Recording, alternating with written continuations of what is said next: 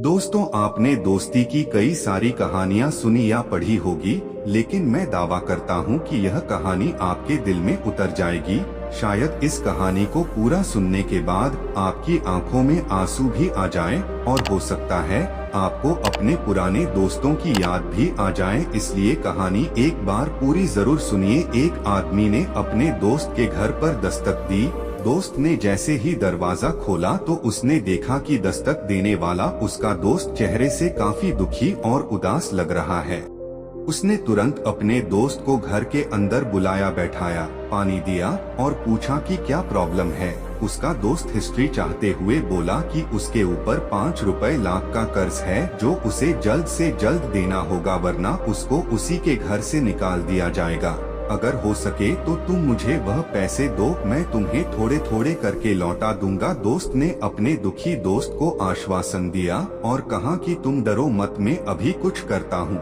उसने अपनी बीवी को दूसरे रूम में बुलाया और उसे कहा कि उसके पास जितने भी कीमती वस्तु है उसे दे दे। पत्नी ने अपने सारे कीमती जेवरात उसे दे दिए और उसने भी अपने बचाया हुआ सारे पैसे इकट्ठा किया। फिर भी कुछ पैसे कम पड़े तो उसने अपने पड़ोसियों से उधार लेकर अपने दोस्त को 5 लाख रुपए जुटा कर दे दिए। पहला दोस्त जो दुखी होकर अपने दोस्त से मदद मांगने आया था, अब चेहरे पर स्माइल के साथ वहां से लौटा।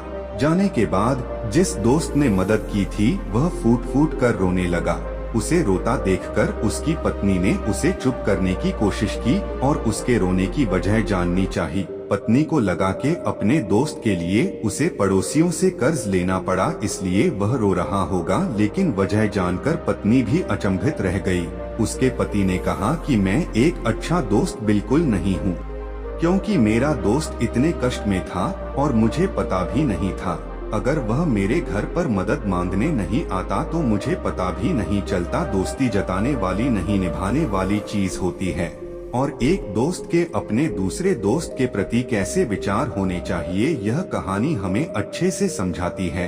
एक आदमी ने अपने दोस्त को फोन किया और कहा, मुझे पैसों की जरूरत है, मेरी माँ बीमार है और मेरे पास दवा के लिए पैसे नहीं हैं।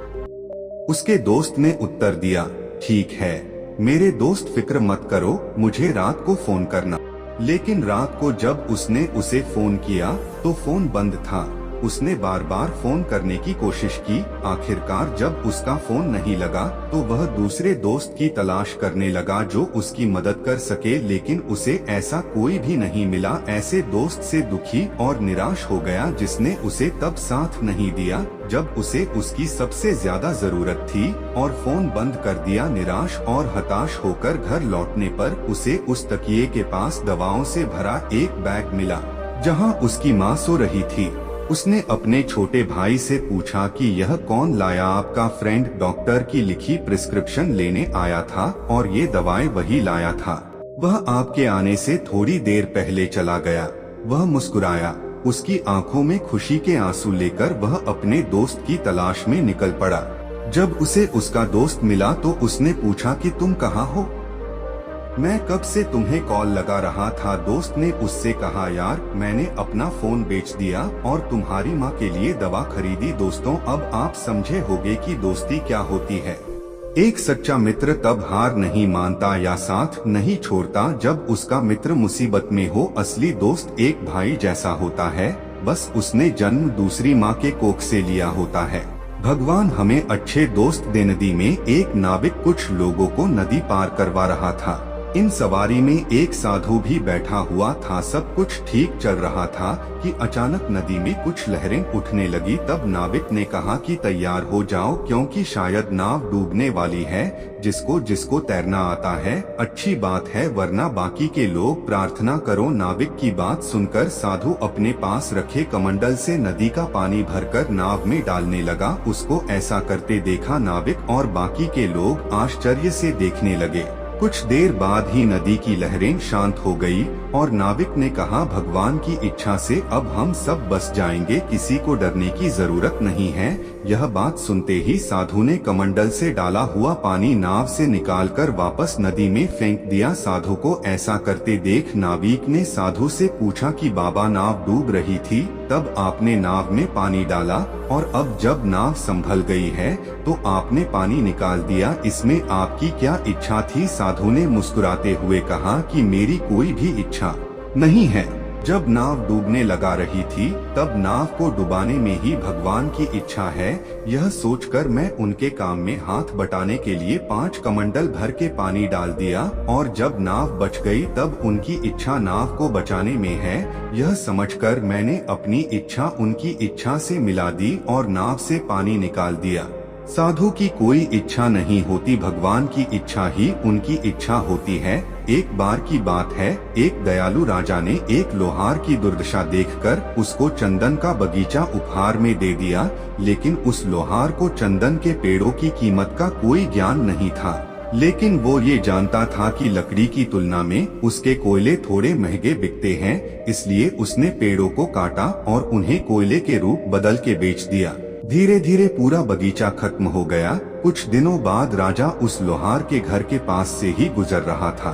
राजा ने सोचा कि लोहार अब बहुत अमीर हो गया होगा, उसे मिलकर उसका हालचाल पूछता चालू। लेकिन वास्तव में देखने पर मालूम हुआ कि लोहार की हालत पहले जैसी ही है। राजा को आश्चर्य हुआ। राजा को लोहार ने बगीचे के साथ क्या किया उसका पता चला। राजा को लोहार की अज्ञानता से दुख हुआ। राजा ने लोहार से पूछा, क्या तुम्हारे पास उन पेड़ों का कोई हिस्सा बचा है? तब लोहार ने कुल्हाड़ी का हटाया, राजा को दिखाया। राजा ने उस चंदन की लकड़ी को लेकर लोहार को एक चंदन के व्यापारी के पास भेजा। लोहार को उस एक छोटे से टुकड़े के लिए बहुत सारा पैसा मिला। लोहार को अपनी गलती का एहसास हुआ तो वो बहुत रोया। उसने राजा को एक और बगीचा देने की विनती की। ऐसा तोहफा बार बार नहीं मिलता कहकर राजा ने उसे मना कर दिया। अब इस कहानी को हम अपने जीवन के साथ जोड़ कर देखते हैं। दोस्तों, हमारी जिंदगी भी उस लोहार की तरह है। हमें अपने जीवन का महत्व जीवन के अंतिम श्वासों में ही समझ आता है। जब हम समझते हैं तब कहते हैं, भगवान मुझे थोड़ा और समय दे दो, लेकिन उस समय मिलना असंभव है। मानव जीवन अनमोल है, ऐसी जिंदगी दोबारा नहीं मिलेगी। इस दुनिया में नंबर 1 दुर्लभ चीज क्या है?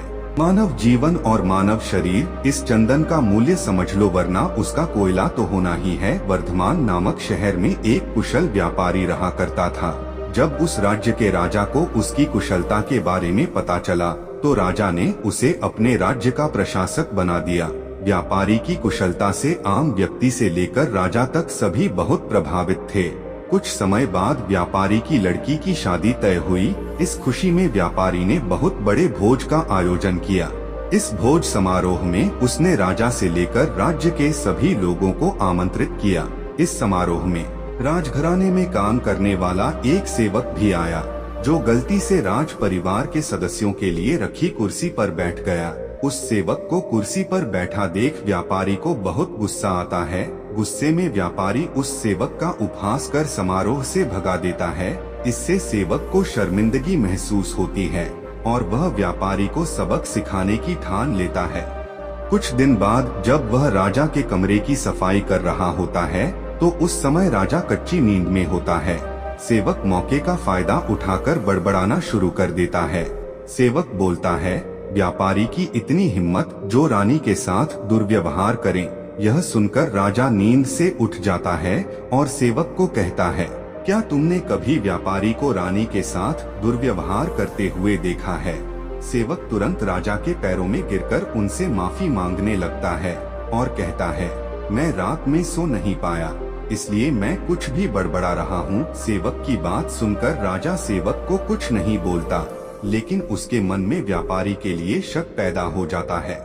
इसके बाद राजा ने व्यापारी के राजमहल में प्रवेश पर पाबंदी लगाकर उसके अधिकार को कम कर दिया। अगले दिन व्यापारी किसी काम से राजमहल में आता है तो उन्हें पहरेदार दरवाजे पर ही रोक देते हैं। पहरेदार का यह व्यवहार देखकर व्यापारी को आश्चर्य होता है। वहीं पास में खड़ा राजा का सेवक जोर जोर से हंसने लगता है और पहरेदार से कहता है, तुम्हें पता नहीं तुमने किसे रोका है? यह बहुत ही प्रभावशाली व्यक्ति हैं। जो तुम्हें यहाँ से बाहर निकलवा सकते हैं। इन्होंने मुझे अपने भोज समारोह से निकलवा दिया था। सेवक की उन बातों को सुनकर व्यापारी को सब समझ में आ जाता है और वह उस सेवक से माफी मांगता है। साथ ही वह उस सेवक को अपने घर दावत के लिए आमंत्रित करता है। व्यापारी ने सेवक को बड़े विनम्र भाव से भोज कराया और कहा कि उस दिन जो भी किया वह गलत था। व्यापारी से सम्मान पाकर सेवक खुश होता है और कहता है, आप परेशान न हो, राजा से खोया हुआ सम्मान आपको जल्दी वापस दिलाऊंगा। उसके अगले दिन राजा जब कच्ची नींद में होता है तो सेवक कमरे की सफाई करते हुए फिर से बड़बड़ाने लगता है और कहता है, हे भगवान, हमारे राजा इतने भूखे होते हैं कि गुसलखाने में स्नान करते हुए खीर खाते रहते हैं।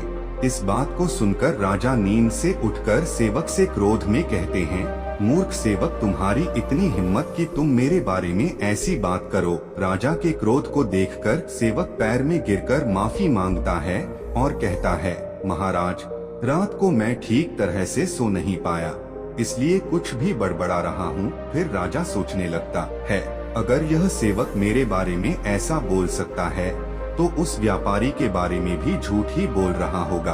अगले ही दिन राजा ने व्यापारी को महल में बुलाया और उन्हें उनसे छीने हुए सभी अधिकार वापस दे दिए। इस कहानी से यह सीख मिलती है कि किसी को छोटा समझकर उनका मजाक नहीं उड़ाना चाहिए, सभी का सम्मान करना चाहिए। किसी को नीचा दिखाने से एक दिन खुद भी अपमान का सामना करना पड़ता है।